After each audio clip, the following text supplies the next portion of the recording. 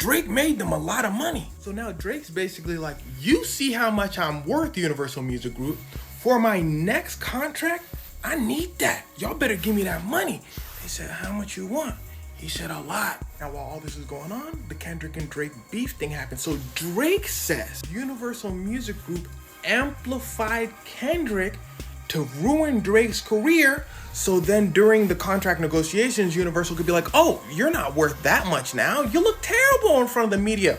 We'll give you this much. All right, y'all, it looks like Drake's career might be spiraling into some serious trouble. Why? Well, Kendrick Lamar's success in the hip-hop world is seriously overshadowing him. On top of that, SZA may have betrayed him, which only adds more fuel to this fire. Things are looking rough for Drake, because now it seems like even his own city is showing more love for Kendrick's tour than his. Yep, people are straight up turning on him. So now the question is, can Drake bounce back? Does he have what it takes to save a decade-long career that's now hanging by a thread? We've got some juicy details coming your way that'll give you the full picture. Stick with us because you don't want to miss this. So if y'all have been keeping up, you might have heard that Drake's not taking Kendrick Lamar's Not Like Us lightly at all. Apparently, Drizzy has thrown down multiple lawsuits against the track. Why? Well, rumor has it he's trying to rewrite some of that rocky history he's had with Kendrick from earlier this summer. And let's talk about Kendrick's Not Like Us for a second, because honestly, it's shaping up to be one of the greatest diss tracks of all time. Like, we're talking top tier, mic drop level stuff, and of course Drake couldn't handle it. Why? Well,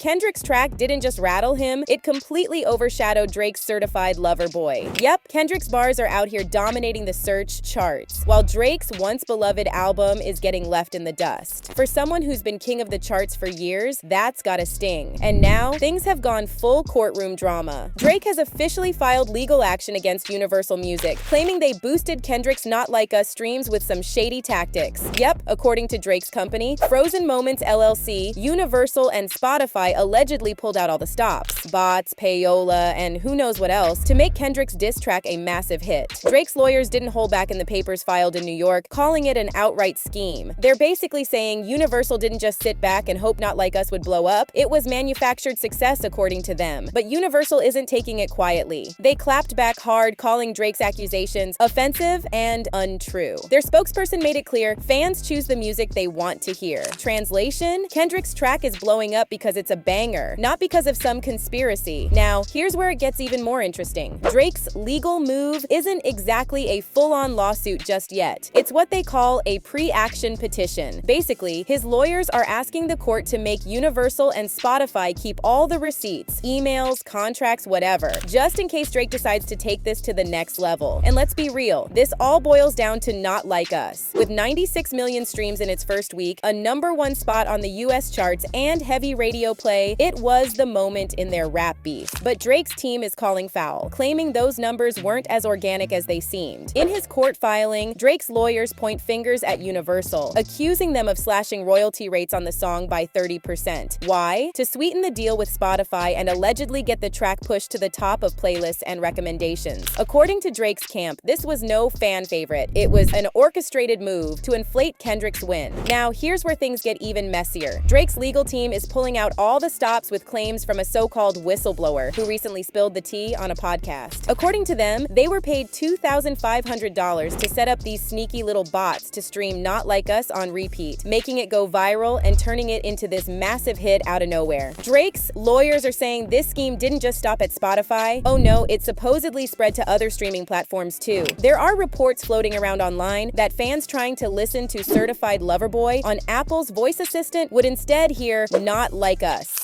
I just saw somebody on Twitter request to play Certified Lover Boy on Spotify, and it just goes straight to Not Like Us.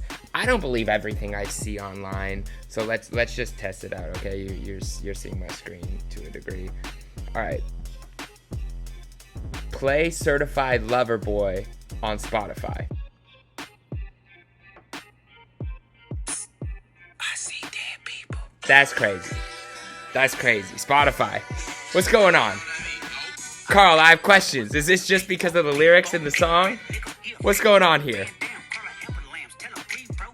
Yep, as in Kendrick's track somehow hijacking the search results. So now, a hearing is set for December 20th, according to Kurko. What's going to happen in this case? Well, that's anyone's guess. But of course, social media is already buzzing with theories and opinions. Some people think this could be Drake's big chance to uncover some serious alleged corruption in the music industry. He might actually shine a light on all the shady stuff happening behind the scenes. Meanwhile, others are calling Drake bitter and jealous about Kendrick's success. One fan put it simply, saying, "Drake was never for the culture." Another fan chimed in with, "The irony of all this is that the lawsuit will probably damage Drake's reputation more than what Kendrick said." And honestly, both sides kind of make sense. And now, Kendrick dropped his album GNX. And let me tell you, this one's making waves for all the right reasons. Even though the track list is a little shorter compared to other rap albums that dominated streaming numbers in the past, GNX is still pulling in insane numbers. And Kendrick didn't rely on the usual tricks like manipulating streaming algorithms or paying for boosted playlists the way Drake and others have done in the past. What's crazy is that GNX is seeing success organically. Like, people are genuinely listening to this album because they want to, not because it was forced into their recommendations. And let's talk about this chart dominance for a second. GNX didn't just make waves because it's a massive album. It pulled off a feat that only legends like Taylor Swift, Drake himself, and the Beatles have accomplished. That's a pretty elite group, right? But what really makes this stand out is how it flooded the top 5 of the Hot 100. Like, it wasn't just a hit, it's a full-blown takeover. Kendrick's Mr. Morale and the Big Steppers made waves right out of the gate, selling a solid 286,000 in its first week. And here's the thing, he's on track to have 4 albums sitting on the Billboard Top 204 singles in the top 10 of the Billboard Hot 100. That's already impressive by any artist's standards, but GNX, it blows